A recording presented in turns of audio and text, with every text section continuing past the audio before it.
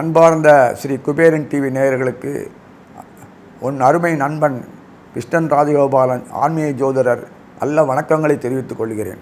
ஆடி மாதம் சொல்லக்கூடிய இந்த மாதம் தட்சிணாயனத்திலிருந்து துவங்குகிறது.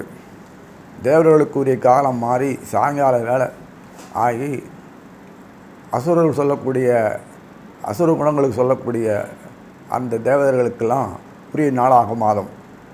தேவர்களுக்கு ஒரு வருடன்றது முதல் 6 மாதம்ன்றது ஆணி மாதத்தோடு முடிஞ்சிடும். சித்திரை தையிலேருந்து ஆணி மாதம் வரைக்கும் தேவர்களுக்கு முடிஞ்சிடும். அடுத்த பிறகு இரவு பகல் வந்துடும். சாயங்கால வேலை ஆடி மாதம் இரவு பகல் முடிஞ்சிருத்தோன்னா அவர் தூங்க போயிடுவாங்க. தூங்குறதுனா யோகத்தில் போயிடுவாங்க. நம்மளை மாதிரி தூங்குறதில்லை. மற்ற அதர் சாத்தியம் இல்லாத மற்ற குணங்களுக்குரிய அசுரர்கள் சொல்லக்கூடிய அவர்களுக்கெல்லாம் உரிய காலம் இந்த ஆடியிலிருந்து மார்கழி மாதம் உரிய காலம். இது ஒரு பொற்காலமாக நம் மனிதர்களுக்கு பொறுத்த வரைக்கும் ரெண்டும் வேணும். உட்கார்ந்த இடத்துல எல்லாம் வராது. பாவங்களை துணிஞ்சு செய்யணும்.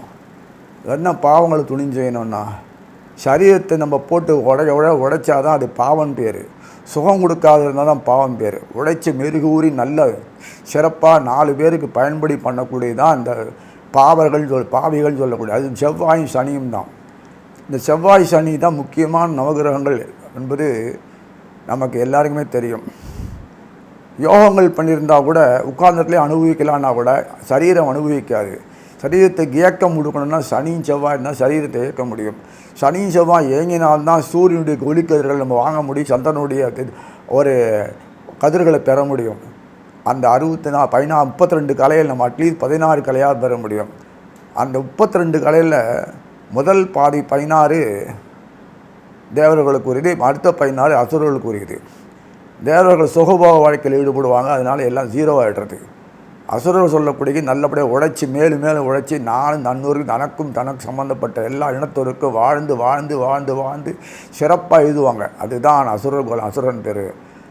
சுரர்கள் தேவர்கள், அசுரர்கள் சொல்லக்கூடியது. இதனால் நல்லவன் கெட்டவன் தீயவன் அதெல்லாம் கிடையாது. ஏன்னா தான் தனக்கு என்று சொல்லும்போது செய்யும்போது அசுர குணம் வருது.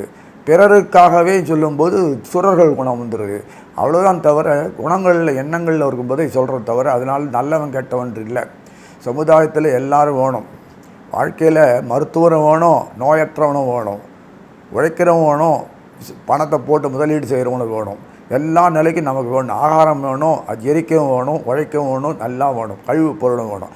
இதெல்லாம் இருந்தால் தான் உலகத்தில் இருக்கும்போது இருந்துகிட்டே இருக்கணும். இதுதான் உலகம் ஏற்பின்னது ஏற்று திருவள்ளுவர் சொல்கிற மாதிரி சுழன்றுட்டே இருக்கணும்.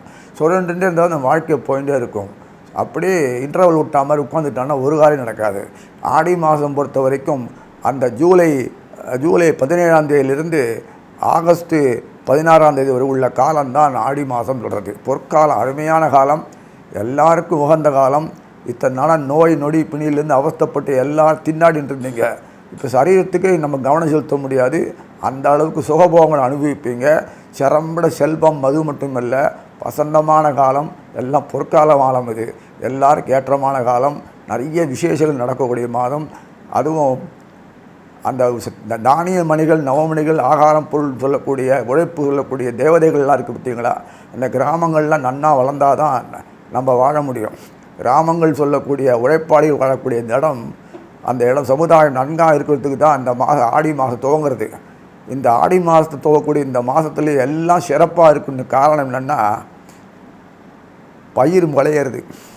பயிர் விளைஞ்சி கனிஞ்சி நன்னா அருமையாக வரப்போகிறது.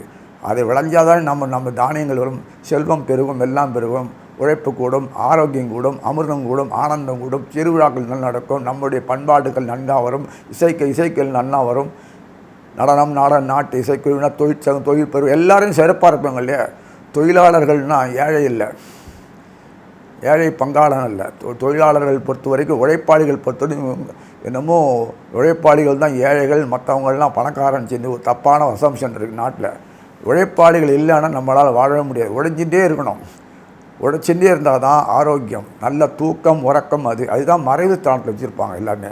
6ஆம் வீடு 12ஆம் வீடு சொல்லக்கூடியது ரெண்டும் உழைக்கக்கூடியது. அப்படி வச்சா தான் நமக்கு உத்வேகம் வரும். குதிரை உட்காந்துருந்தால் வேலைக்கு ஆகாது, மாடு சும்மா இருந்தால் வேலைக்கு ஆகாது. இப்படி ஒன்றும் ஆடு சும்மா இருந்த வேலைக்கு இப்படி ஒன்றும் நம்ம உழைக்கக்கூடிய காலத்தில் எல்லாமே பயன்படும்படி இருந்தால் தான் அது வாழ்க்கை. அந்த வாழ்க்கைக்கு அமுதமாக விளங்கக்கூடிய இந்த மாதம் தான் ஆடி மாதம். இந்த மாதத்தினுடைய ஒவ்வொரு ராசி பலனை இனி பார்ப்போம். அன்பார்ந்த சிம்ம ராசி நேயர்களே, ஆடி மாதம் பொறுத்த வரைக்கும் சிம்மராசி நேயர்களுக்கு சூரியன் அயனசேன போகத்தில் இருக்கார். அயனசேன போகத்தில் போய் சூரியன் இருந்தான்னா எப்படி இருக்கும் அப்படின்னு கேட்பாங்க. அயனசேன போகன்றது உங்களுக்கு என்ன சொல்கிறேன்னா மறைவு ஸ்தானம்னு பேர். சூரியன் மறைவு ஸ்தானத்தில் இருக்காருன்னா சூரியனே மறைஞ்சி போகல,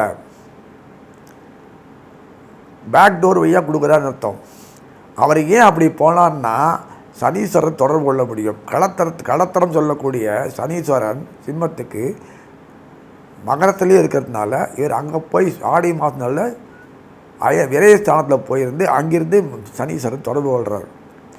சனியினுடைய தொடர்பு அந்த புதன் தனாதிபதி குடும்பாதி புதன் அவன் தான் லாபாதிபதி. அவர் தொடர்பு அயனசேன போனஸ்தானத்துக்கு கடகத்தில் வந்து அமர்ந்து தானாக அனுபவிக்கிறார். ஜீவனஸ்தானாதிபதி சொல்லக்கூடிய சுக்கராச்சாரியார் மிதனத்தில் இருக்கார், லாபத்தில் இருக்கார். அதுக்கு பிறகு 22ஆம் தேதி தான் கடகத்துக்கு வரார் சுக்கராச்சாரியார். ஆக இந்த மாதம் குரு உங்களுக்கு பொறுத்த வரைக்கும் பூர்வ புண்ணியாதிபதி அட்டமாதிபதி. பூர்வ புண்ணியாதிபதி சொல்லக்கூடிய அட்டமத்தில் உட்காந்துருக்காரு. எல்லாமே விபரீதமாக இருக்குது எங்களுக்கு சொல்லாதீங்க. விபரீத யோகங்களை கொடுக்கத்தான் சூரியனே இந்த மாதம் ஆடி மாதத்தினால இயற்கையாகவே கடகத்தில் உட்காந்து 12ஆம் வீட்டில் உட்காந்துருக்காரு.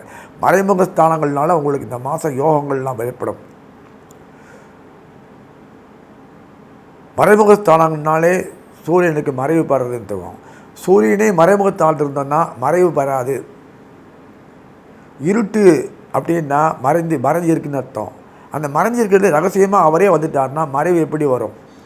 அதனால் உங்களுக்கு அறிவியாக இருக்குது. உங்கள் ராசியே சூரியனுக்கு 2ஆம் வீடாக போல் தன குடும்பமாகிடுறது. அதனால் எவ்வளோ எச்சரிக்கையோ அவ்வளோ பிரமாதமான அமைப்பில் தான் இந்த ராசி நேயர்களுக்கு சிம்ம ராசி நேயர்களுக்கு கிடைக்கிறது. எப்போதும் சோட போகாது. ராஜா தான்.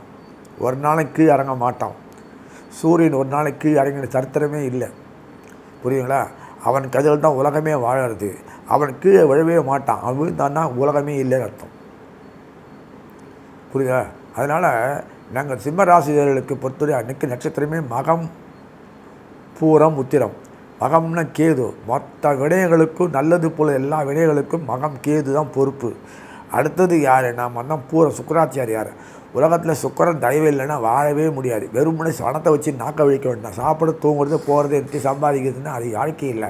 வெளிநாடு ஃபுல்லாக சுக்கரன் தொடர்பு கிடையாது. அங்கே என்னென்னா எப்படி வேணால் வாழலாம், எப்படி வேணால் போகலாம், ஜீரோ வாழ்க்கை. கலைகள் இங்கே தான். கலைகள் இலக்கிய லட்சணம் என்னென்ன உண்டோ இங்கே தான். தொழில்கள் அமைப்பு எல்லாம் இங்கே தான். நம்ம நாட்டில் பொறுத்த வரைக்கும் நம்ம மண் இருக்குது, சோறு போடும், மற்ற இடத்துலாம் போடாது. அதெல்லாம் போடுறேன்னு சொல்லாதீங்க. இதுதான் ஊற்று மாதிரி இங்கே எல்லாம் கிடைக்கும். எத்தனை மொழிகள் இருந்தாலும் ஒரே ஒற்றுமையான நாடு. எத்தனை நேரம் கடிகாரம் மாறி போன அவசியம் இல்லை. இந்த நாடு ஃபுல்லாக ஒரே நேரம் தான். இதே பார்க்கலாம். கால அளவு இங்கே தான் சரியான துல்லியமாக இருக்குது. இப்படி ஒரு அமைப்பு இயற்கையாக நமக்கு சான்றோர்கள் இங்கே தான் அதிகம் இருக்காங்க. வாழ்க்கை வாழ்ந்து அனுபவிக்கிறது கொள்வதுன்றது இந்த ஊர் தான். இப்படி தான் வாழ்க்கை, இப்படி தான் அனுபவிக்கிறது. நஷ்டங்கள் வந்து அதை சகித்துட்டு இந்த வாழ்ந்து காட்டணும், நான் சமுதாயம் வாழணும் அப்படின்னு சொல்கிற அமைப்பு தான். இப்படி தான் பணம் கூட்டி பில்லியனர் வாழ்ந்தனால ஒரு பிரயோஜனம் கிடையாது. இப்படி தான் அழகாக இருக்குது வாழ்க்கை அமைப்பு, நல்லாயிருக்கும். அதனால் அந்த மகம் பூரம் உத்தரம் சொல்லக்கூடிய சிம்மராசி நேரை பொறுத்த வரைக்கும் மகத்துக்கு கேதுவே ஆள்றதுனால அழகாக குருவனுடைய செயல்பாடு செயல் கொடுத்துட்றாரு. பூர்வ புண்ணியம் வந்துடுறது அதில் செல்றதுக்கு. அதே குருடைய இருந்தால ஜீவன கர்ம சம்பந்தப்பட்ட 10ஆம் வீடு சொல்லக்கூடிய அந்த சுக்கராச்சாரியுடையது வீரியஸ்தான சொல்லக்கூடிய சுக்கரனுடைய வீடு சிம்மத்துக்கு அவர் சம்மந்தப்பட்டதெல்லாம் சிறப்பாக அமைகிறது. கேது முழு தொடர்பும் ராகு தொடர்பும் ஷீல்டாக இருந்து பண்ணுறதுனால இந்த ராகு கேதுக்கள் இதுகாலம் எப்படி வேணால் வந்திருக்கலாம். இந்த ராகு கேதுக்கள் தேவர்களில் நவகரங்களில் ஒத்தராயிட்டார். இந்திரன் டிபார்ட்மெண்ட் அவங்க இருக்காங்க. அதனால் இன்றைக்கும் பொறுத்த வரைக்கும் ராகு கேதுக்கள் பயப்படுவாங்க. ஏன்னா அந்த போஸ்ட்டு கொடுத்ததே பகவான் கிருஷ்ணன் தான், நாராயணன் தான். அதனால் அவருக்கு ஒரு நன்னால் ஒரு கெட்ட கூட போதிந்து இயற்கையாக குணங்கள் ராட்சச குணமாக இருந்தாலும் அது நல்லதுக்கு பயன்படுத்துக்க தான் வச்சுருக்காரு. ஒரு எழுபடி கிப் இருந்தால் தானே தேவர்கள் எல்லாம் சைடு வாங்க மாட்டான், எல்லாம் புத்தி மாறிடுது அவனுங்கெல்லாம். நம்மளை மாதிரி தான் அவங்க குணங்கள் அவங்களுக்கு திடீர்னு புத்தி மாறிடும். தனக்கு சாதகமாக பண்ணிக்கணுமே காப்பாற்றிக்கணுமேனு எப்படி என்ன மாறிடுவாங்க. அசுரர்கள் தேவர்களும் தனித்தனியாக இருந்தாலும் எல்லாமே கண்ட்ரோல் ஆகும். பகவானுடைய குழந்தைகள் மட்டும் இந்திரன் தான் எல்லாத்தையும் பார்க்கணும், எல்லாத்தையும் பார்க்கணும். அதில் ஸ்பெசிஃபிக்காக அசுரர்களை பார்க்கணுன்னா சிவபெருமான் தான் பார்க்கணும். இந்த பஞ்சபூதம் எல்லாத்தையும் பூமி ஆக்குறதே அவர் தான். எவனா தலை தூக்கின படல ஓங்கி அடிக்கணும், அவர் வேலை தான் அது. இத்தனை இது இருக்குது. இந்த கட்டுப்பாடு இருக்கிறதுனால தான் நமக்கு ஒரு சந்தோஷமாக இருக்கும். ஆக்னேஸ்வரர் அப்படின்னா சிவபெருமான் தான். அதனால் இந்த சம்பந்தப்பட்ட எல்லா விஷயங்களையும் பார்க்கும்போது சிம்மத்துக்கு பொறுத்த வரைக்கும் அட்டமாதியாக இருக்கிற அதே குரு தான் பூர்வ புண்ணியாதிபதி. அவர் மறைவிலிருந்து மறைவுத்தால் சம்மந்தப்பட்ட இடத்துல உட்கார வச்சு கடகத்தில் உட்கார வச்சு சூரியனை பார்க்குறார், பரமனண்டாக பார்க்குறார். கவலையை இந்த மாடி மாதங்களில் பார்ப்பார். முக்கியமான யோகாவி செவ்வாய்.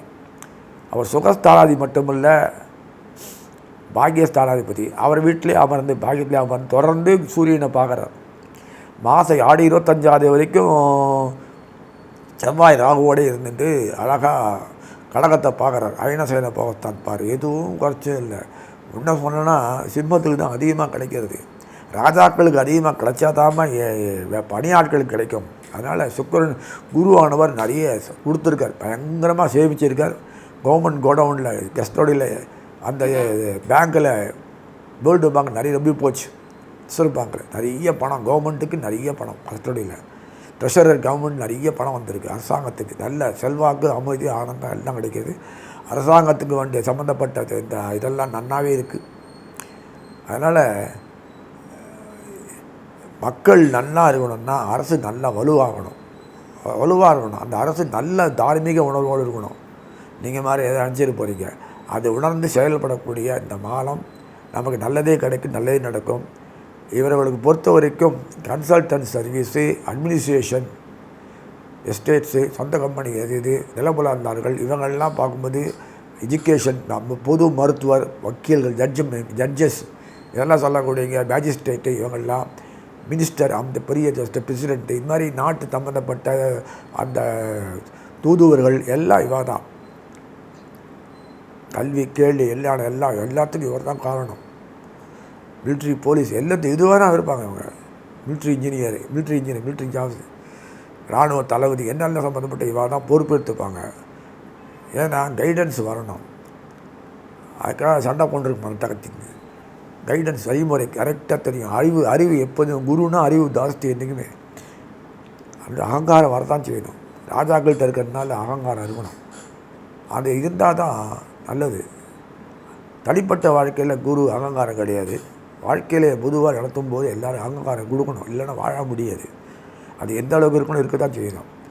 லட்சியத்தை அடைஞ்சாகணும்னா அகங்காரம் இருக்கணும், இல்லைன்னா முடியாது. அகங்காரன்றது சாத்விக அகங்காரம், ராஜசகம், தாமசகம், இதுதான் பேர். வேறு எதாவது நினச்சிக்க போகிறீங்க. அது இருந்தாலும் செயல்பட முடியும். எசன்ஸு கையில் இதாக இருந்தால் தானே செயல்பட முடியும். அந்த கிரிப்பு இருந்தால் தானே முடியும். லைட்டை தொட்டு வரமாட்டேங்கி சொல்கிற மாதிரினா ஒரு கிரிப்பு இருக்கணும். அந்த கிரிப்பு தான் அகங்காரம் பேர். தலைகணன்றது வேறு ஒன்றும் இல்லை, அகங்காரம். அறிவு மிகுத்து கனத்திருக்கிறது. ஸோ இதெல்லாம் வாழ்க்கையில் நமக்கு அசனைகள் கொடுக்கறதுக்காக நம்மளுடைய வாழ்க்கையில் டேர்னிங் பாயிண்ட்டாக வச்சுருக்காரு. அதை கையாள திறமை வரணும் இல்லையா? அதனால இந்த மாதம் யோகங்களை கொடுத்தது மட்டும் இல்லை, அது நல்லபடியாக அதை அனுபவித்து திறம்பட செயல்படுத்துறதுக்கு உங்களை தயார்படுத்தி உங்களை அதை அவரே ஈடுபடுத்துகிறாரு. அதனால் இந்த யோகங்கள் தனியாக வரும்போது பாக்யாதிபதி நன்னா இருக்கார். செவ்வாய் ராகுவோடு இருக்காருன்னு கேட்காதீங்க. ராகு சுயசாரத்தில் சம்பவம் இல்லை, ராகுவே சாயாஸ்வரூபம் தான். அது நல்லபடியாக நமக்கு பண்ணி கொடுக்குறார். அதே மாதிரி கேது ஞானத்தை கொடுக்குறார். நான் படுத்தி நல்லபடியாக எல்லா சமூகம் வாழணுன்றதுக்காக ஞானம். எனக்கு இல்லாத பொதுவாக எல்லோரும் அனுபவிக்கணும், பகவான் செய்யணும், கொடுக்குறத பயன்படுத்தின்னு சொல்கிற ஞானத்துள்ள செவ்வாய் அந்த கேது கொடுக்குறார். அதே மாதிரி ஜீவனஸ்தானாதிபதி சுக்கராச்சாரியர் தன்னுடைய பங்கை சிறப்பாக செய்கிறார்.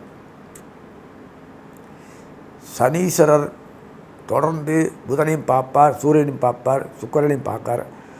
குருவையும் பார்க்குறார். அப்புறம் என்ன வேணும் உங்களுக்கு இந்த மாதம் சொல்ல மாதிரி. புதன் முக்கியமான தனாதிபதி ஆச்சே சிம்மத்துக்கு. அவர் தான் தன வீட்டில் உட்காந்துட்டார். முதல்ல 13ஆம் தேதி வரைக்கும் இருந்தார், ஆடி 13 வரைக்கும். அப்புறம் போய் உட்காந்துட்டார். புதனுக்கு மறைவு ஸ்தானம், மறைவு வீடுன்னு ஒன்றும் இல்லை, மறைவு ஸ்தானம். பணத்துக்கு நேரடியாக இருக்கலாம், மறைவாகவும் இருக்கலாம். மறைவாக இருக்கும்போது பணம் நிறைய சுற்றும்.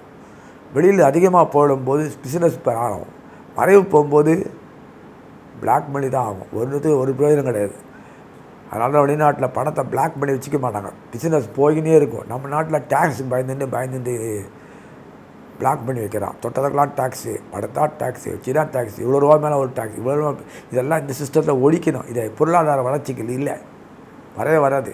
இந்த மாதிரி டாக்ஸேஷன் ஸ்ட்ரக்சரே தப்பு. நான் சொன்னால் சொல்லிட்டு போகிறோம். இதெல்லாம் இந்த வேலைக்கு ஆகாது. ஒழுங்காக ஃபாலோ பண்ண வெளிநாட்டில் அமெரிக்கா ஃபாலோ பண்ணாங்க. இல்லைன்னா பிரிட்டிஷ் அவன் பாருங்கள் டேக்ஸ் எல்லாம் எப்படி போடுறான் பாருங்கள். அதை விட்டுருங்க கன்றாவி. நம்ம நாட்டில் ஏன் இப்படி இருக்கான்னா உண்மையே புரியல. இவன் மட்டும்தான் பணக்காரன், மற்ற அப்படியே இருக்கணும்னு நினைக்கிறான் மாதிரி. இந்த மாதிரி எண்ணத்துலேருந்து வெளியில் வந்தால் தான் முடியும்.